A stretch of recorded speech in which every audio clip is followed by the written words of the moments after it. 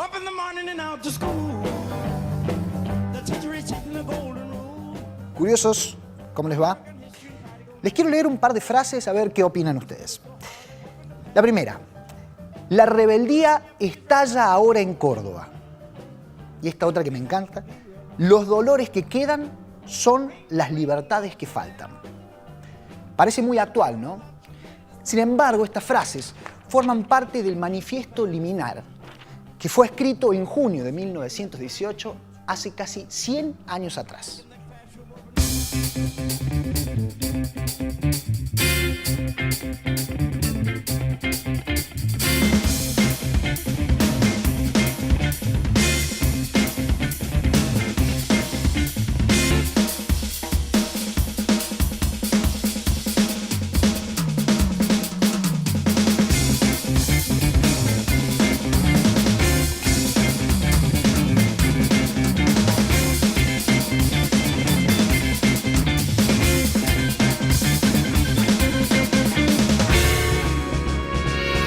Hola, bienvenidos a Curiosos por Naturaleza, este programa dedicado a la comunicación de la ciencia en Córdoba.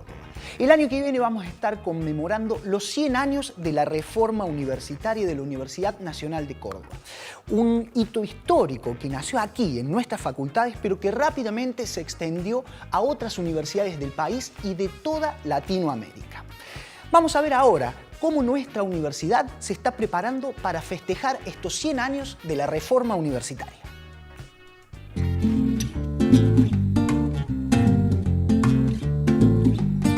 Si me preguntas cuál es el principal rol del reformismo universitario en este siglo, es reforzar los lazos con la sociedad. La relación con la sociedad es clave para las universidades públicas de América Latina, no se da en ningún otro lugar del mundo ese tipo de relación, y eso es lo que tenemos que reforzar. Las universidades son las que en América Latina generan la cultura y generan la ciencia y técnica. No es lo mismo las universidades en Europa, donde la cultura está por todos lados, y en los países asiáticos o anglosajones, donde la ciencia y la técnica se hace mucho en otros lugares, en lugares privados, etc. En América Latina es en las universidades, así que realmente se entienda que la universidad ya no tiene los límites físicos, geográficos que tiene, sino que tiene que estar en toda la sociedad. Ese es el punto básico. Está conmemorando hoy, diríamos, el primer día de los 365 días que nos quedan para conmemorar el centenario del movimiento o de la reforma universitaria, que hoy estamos festejando, conmemorando con los invitados que tuvimos acá en la Casa de la Reforma. Estamos en el patio de la Reforma y inaugurando unos murales que también están relacionados a esta conmemoración. Y a partir de ahora todo lo que se vaya a hacer es como una suerte de descuento al 15 de junio. O sea, ya hemos pasado el 99 aniversario de la creación de la Federación Universitaria Argentina, de la Federación Universitaria de Córdoba, ahora del movimiento reformista, porque surge a partir del 15 de junio lo que también se llama el movimiento reformista, o sea, una universidad permanente movimiento, como testimoniamos hace un rato diciendo de las elecciones que tuvimos en esta última semana, que hace que la reforma universitaria sea protagonista y sea, como dijimos en el manifiesto liminar, los dolores que nos quedan son las libertades que nos faltan, porque siempre está innovándose y siempre está cambiando y siempre está mejorando con el protagonismo de los estudiantes fundamentalmente. Todo el año hay diferentes actividades de presentaciones, audiovisuales, los murales que hoy estamos inaugurando, conferencias, diferentes presentaciones de libros, para llegar posiblemente a este 15 de junio del 2018 con un congreso que organizado incluso por la UNESCO, y nosotros vamos a ser anfitriones de todas las universidades de América que van a representarse, vienen a homenajearnos ese 15 de junio, y la conferencia más importante se hace justamente acá como homenaje a nosotros, a la Universidad Nacional de Córdoba.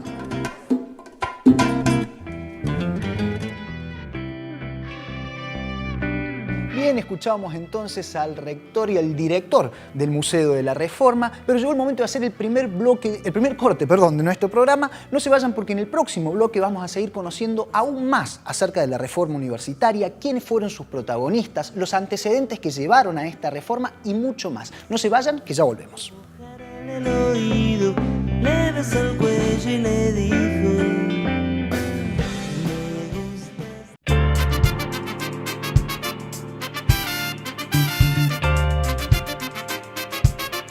Seguimos en Curiosos por Naturaleza en este especial por la reforma universitaria. Estuvimos también en la casa del museo, en el Museo de la Casa de la Reforma, donde se realizó un encuentro para iniciar la cuenta regresiva para estos festejos del centenario de la reforma universitaria. José y Diego estuvieron ahí entrevistando a unos estudiantes que están realizando unos murales fabulosos. Vamos a verlos.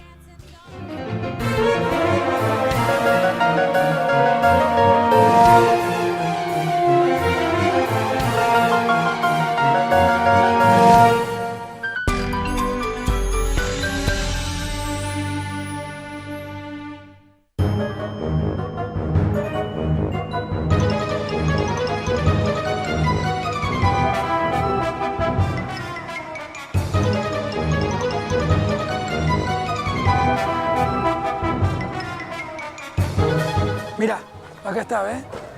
Esta es la casa, la entrada del Museo de la Casa de la Reforma. Ahí está la entrada. O sea, está en pleno barrio Alberdi. Sí. ¿Entremos? ¿Querés que pasemos? Sí, vamos a ver. Ah, mirá. Ah, están haciendo murales. Sí, ¿no? Parece.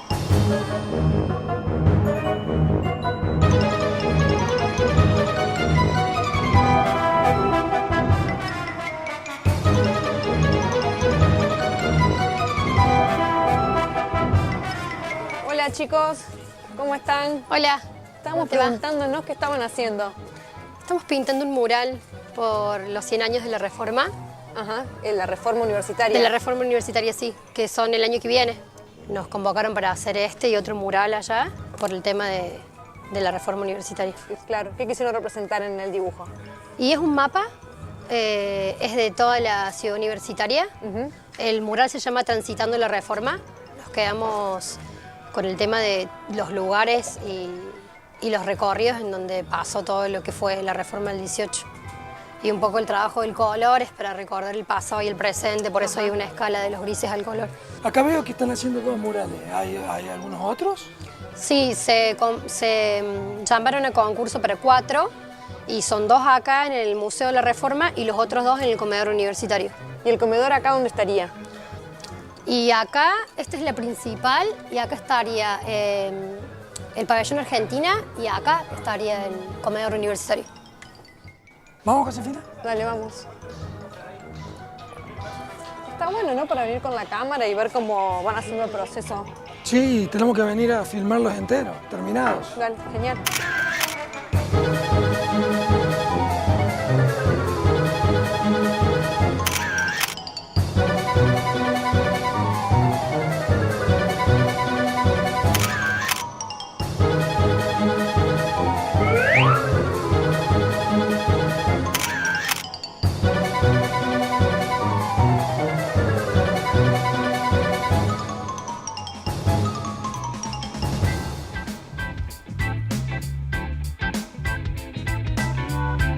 Bien, como vemos entonces, Diego y José van a estar recorriendo algunos de los hitos de la reforma universitaria. Muy bueno el video, vamos a ver qué nos muestran en los próximos encuentros de José y Diego. Ahora nosotros, para conocer un poquito más acerca de la reforma universitaria, acerca de cómo era Córdoba hace 100 años atrás y de los antecedentes que forjaron la reforma, vamos a ver una entrevista que hicimos con 2 historiadores de nuestra universidad.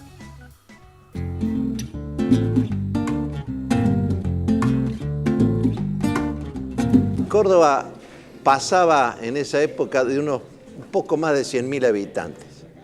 Todo esto que ahora está superpoblado era nada, eran baldíos.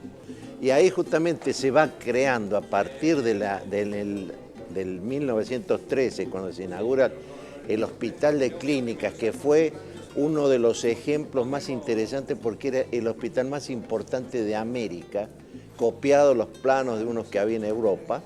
A partir de ahí comienza a formarse este conglomerado humano que alguna vez yo lo decía que era universitarios y prostitutas, era un absurdo conglomerado humano, pero único y original. Por supuesto que acá coexistían zonas muy pobres como era el Infiernillo, etcétera, etcétera, una zona bastante venida a menos, pero que fue cambiando a medida que se fue llenando de estudiantes, porque en el 18 había 1001 universitarios en la Universidad de Córdoba, 1001, del cual el 70% eran estudiantes de medicina, que explica por qué en el barrio se convirtió para uno en el corazón de la reforma universitaria. Yo creo que la reforma universitaria fue probablemente el movimiento universitario más importante en su momento de América Latina y parte del mundo, hace 100 años prácticamente, porque representó la ruptura, ¿no es cierto?, con un pasado de una universidad que estaba manejada ideológicamente por la Iglesia, por un sector, ¿no es cierto?, especial de la Iglesia, pero por la Iglesia, y que de alguna forma se había detenido en el tiempo, mientras en otras partes había ya un avance en una universidad más pluralista, más participativa. La Universidad de Córdoba seguía siendo una universidad muy cerrada, muy religiosa, que no daba ninguna opción, digamos, a la discusión abierta y al diálogo. Y eso con la reforma universitaria se rompió y abrió, yo diría, una puerta para el resto de América Latina. Cuando se habla de la reforma universitaria, se olvidan muchos antecedentes interesantes. ¿Por qué fue Córdoba? Hay una referencia que desde la época de Sarmiento se burlaba del nivel académico de Córdoba, en donde hubo una disputa, Dídimo Pizarro, que le dice, ¿usted por qué habla de esos temas que usted no tiene ningún título universitario? Entonces le dice Sarmiento, mire doctor, usted se ha recibido en una universidad que tiene 4.000 libros, de los cuales la mitad son teológicos y el resto son viejos. ¿Qué me viene a hablar de nivel académico? Demuestra poco tiempo antes el nivel bajísimo de la Universidad de Córdoba. Porque no olvidemos que por otro lado, en La Plata, Joaquín González, al fundar en 1905 la Universidad de La Plata, crea la mejor universidad de América. Bueno, ellos representaban un movimiento, ¿no es cierto?, de juventud en un momento histórico del mundo muy especial. No nos olvidemos que coincidió con la Revolución Rusa, o sea, estamos hablando del comienzo, ¿no es cierto?, del siglo, donde habían ocurrido varios movimientos de tipo de liberación de pensamiento en el mundo. Y este grupo, que era un grupo laico, básicamente, integrado por estudiantes de distintas carreras, porque había de medicina, de derecho, de otras carreras, representó precisamente un pensamiento laico en la sociedad argentina. Y eran extremistas del laicismo, si yo puedo decir, porque realmente nació como una rebelión contra esta universidad de iglesia, digamos, que mantenía, digamos, muy atadas las manos de las libertades universitarias. No podemos ver la reforma universitaria como un simple movimiento estudiantil. Fue un movimiento de ideas, un movimiento que a Córdoba le produjo un cimbrón. Fue terminar con una sociedad beata, hipócrita e ignorante, porque el nivel de la Universidad de Córdoba en ese entonces era absolutamente bajísimo. Y yo diría que en un plazo de 20 años prácticamente toda América Latina se distribuyó el diario de la Reforma como el más importante, o sea, universidad autónoma, universidad participativa, ¿no es cierto?, con gobiernos universitarios triestamentales, ¿no es cierto?, gratuidad y todos los principios de la reforma que siguen vigentes. Y de alguna forma, ¿no es cierto?, ese principio ha logrado, a pesar de las críticas que tiene, ¿no es cierto?, mantener una universidad de calidad, donde se discuten abiertamente todos los temas.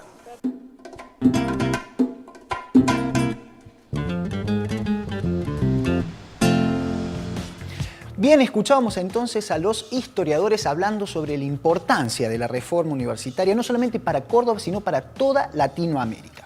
Ahora llegó el momento de hacer un corte comercial, pero en el próximo bloque vamos a estar con Majo Villalba de la agencia de noticias Unciencia, hablando sobre la importancia de la reforma universitaria para la ciencia en nuestra universidad. Ya volvemos.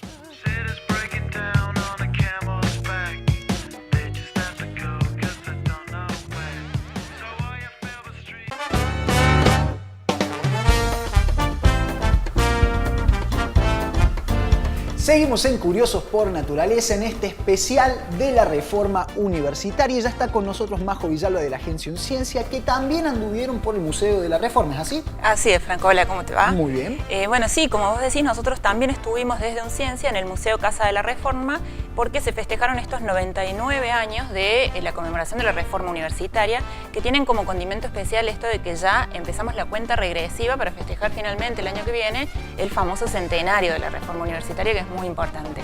Y bueno, nosotros, por supuesto, desde Unciencia lo que queremos saber es, en este contexto, cómo fue desarrollándose la ciencia a lo largo de estos casi 100 años, así que fuimos a preguntar eso, y particularmente cuál es el impacto que tuvo la reforma universitaria en el desarrollo científico de nuestro país. Calculo que uno de los impactos más grandes de la reforma universitaria ha sido, de alguna manera, separar la religión de la universidad y darle, no sé, lugar a una visión científica del mundo en la universidad.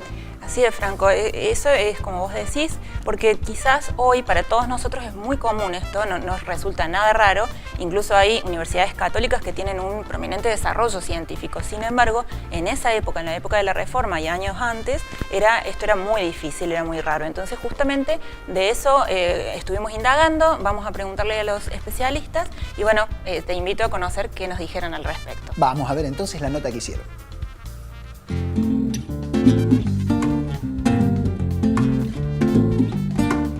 Córdoba ya venía, mediante el esfuerzo de haber creado la Academia Nacional de Ciencias, haber hecho la primera exposición industrial de la Argentina, que mostró un panorama desconocido hasta entonces, como fue en 1870, ya Córdoba venía teniendo un movimiento digamos, de evolución científica.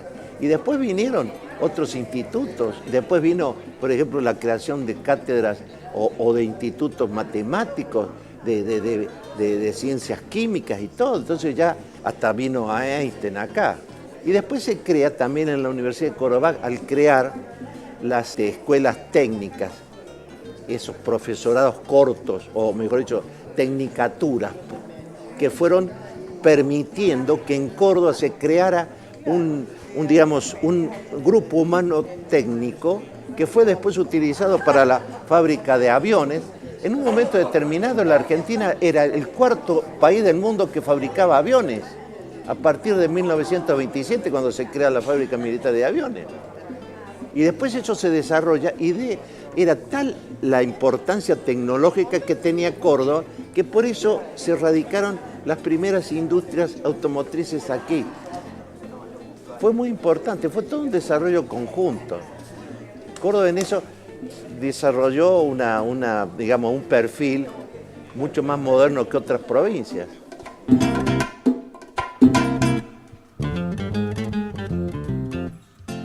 Nosotros ahora, Majo, te invito a ver el ojo curioso, que esta vez encontraron un objeto muy particular, que es una llave, que en particular podría decir que tendrá que ver una llave, pero es una llave muy especial ahí en el Museo de la Reforma. Vamos a verla.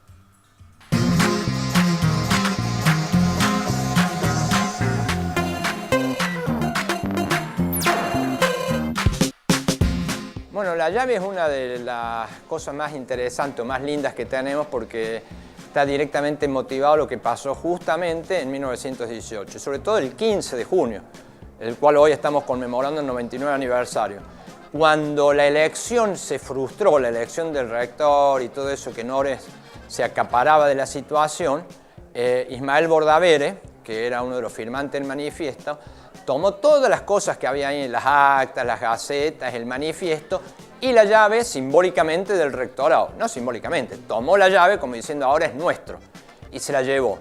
Esa llave quedó por muchos años desaparecida o más bien en las manos de Ismael Bordavere junto con esto que te había mencionado y durante 50 años la tuvo él hasta que en el 50 aniversario de la reforma universitaria que se hizo en Rosario en el año 68, que justamente uno de nuestros invitados estaba, se le entrega a los dirigentes estudiantiles, a los jóvenes estudiantes de Rosario, todo este material, ya Ismael Bordavere viejito, hace entrega para que ellos sean los cuidadores, tenedores de todo este lindo material.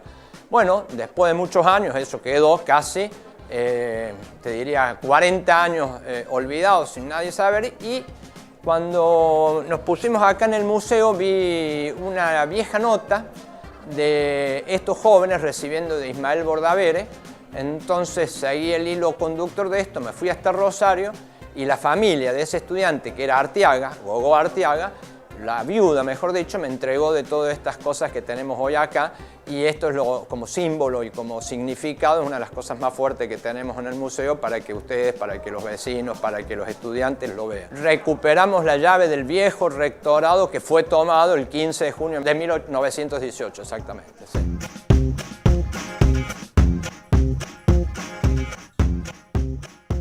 Majo, bueno, llegamos al final del programa del día de hoy. Así es, la final, yo vengo la semana que viene con más noticias de ciencia. Más vale, nosotros les decimos, como siempre, que esperamos haber estado a la altura de su curiosidad y que nos volvemos a encontrar la semana que viene con más Curiosos por Naturaleza. Chau, chau.